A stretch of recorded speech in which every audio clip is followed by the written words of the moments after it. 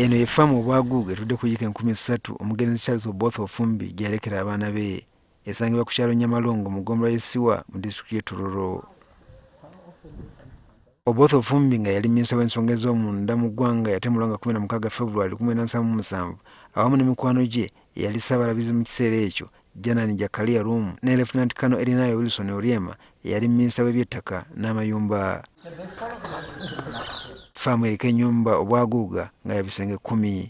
Ebisinga eby'omunju byabbibwa nga Oboth Ofumbi atemuddwa nga kati ebyasigala bw'obitunuulira bireeta ennaku.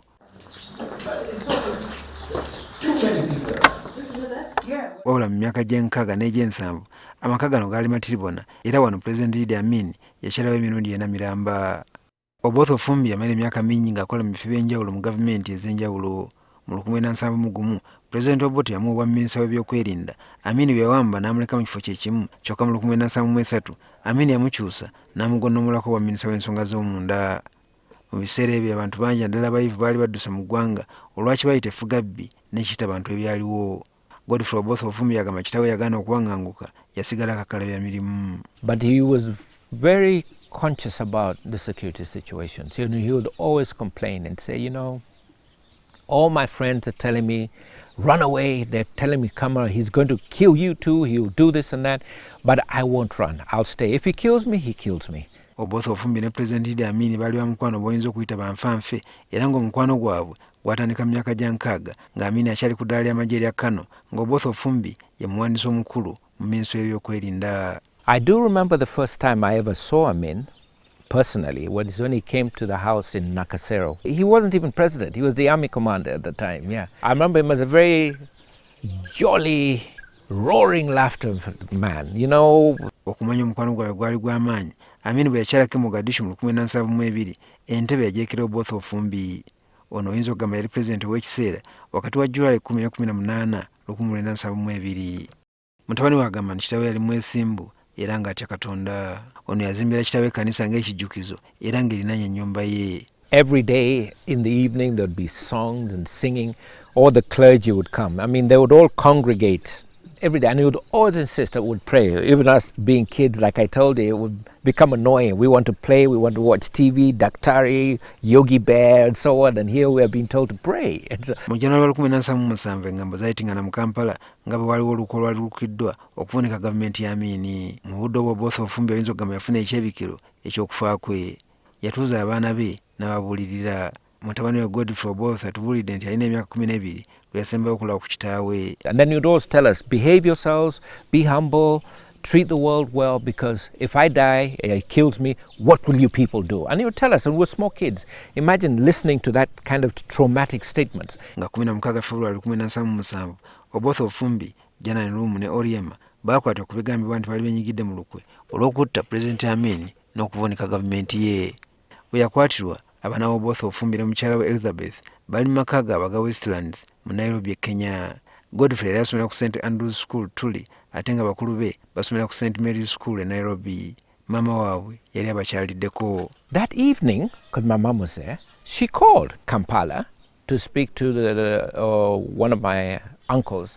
And then I remember she just collapsed and started crying. Mukyala Oboth Ofumbi nga mu budde obwo yali nakawere ng'awulidde nti bbaawe yali attiddwa yabaka emmotoka n'agivuga ng'ayolekera Uganda. Special branch shows up, Kenyan police. They said, we've been sent by Vice President Moi, no, and we heard your mother was here. Where is she? We said, but she left to go back to Uganda. I said, what? But he's dead. Nga 17 February 1977 akabenja kagambibwa nti kaali kategeka oba kapange kagwa ku luguudo lwa Tenane Avenue Nakasero. Era ku leediyo Uganda baagamba nti Ssaabalabirizi Janan Luwum ne baminisita babiri baali bafiiriddewo. Wabula ekirango kyalaga nti dereeva waabwe Sergeant Moses Okero yabuuka n'ebisago. Okufa kwa taata we Godfrey yakulira ku BBC. I had gone to school, got back home for lunch, and then Michael was listening to BBC. I think now he couldn't hold it back anymore. Then I remember him listening. Then he said, Dad is dead. It was just... Mukyala Oboth Ofumbi yasanga omulambo gwa bba guleeteddwa waka waabwe abasirikale abakuuma President. When they opened the coffin, he was in this kind of position. His hands, like as though he was defending himself from being that. And there was wounds on the side of the face, and then there was stab wounds on the neck and here, and there were 33 bullet holes. This arm was broken so badly that the bone was sticking out of the flesh. It was actually sticking out of the flesh. And one of the legs also was broken. Godfrey yamala emyaka mingi nga yeebuuza lwaki Amin yatta kitaawe mukambwe yali nfanfe we. Why would Uncle Amin do this? Why? I don't know how to say it. How do you say sorry? At the tragic end of this. Yeah. Jaffa, you know one thing? I can't even say sorry on behalf of my father. I know. Oluvannyuma yakimanya nti kitaawe yali enyigidde mu lukwe olw'okuvunika gavumenti ya Amin. If it was once, I'll either come back as president or dead. That's what he told them. There was a coup attempt. And that's what it is. Amin found out and he reacted the way that Amin knows how to react. Wadde ng'obulamu bwakyuka nga kitaawe amaze okufa, maama waabwe yafuba okubasomesa ng'akozesa ensimbi eziva ku bintu ebyabalekebwa ku faamu n'ekkola lya sukaali kitaabwe yaleka azimbye. Famire era yafuna ssente okuva mu nnyumba ez'obupangisa mu bizimbe ebyali e Kampala, Nairobi ne Switzerland. Godfrey ne baganda b'omusanvu baamala emisomo gyabwe Nairobi ne beeyongera mu America ne Switzerland okweyongera okusoma. You could say the boys' house for Mukyala Oboth Ofumbi akyali mulamu era abeera Kampala wadde nga kati mugonvugonvu. Amaka gano gaasonyiwa Amin olw'okutta kitaabwe era emyaka 7 egiyise ab'ekika kya Oboth Ofumbi baatwagana Jaffa Amin omu ku batabani wa Pulezidenti Amin dada.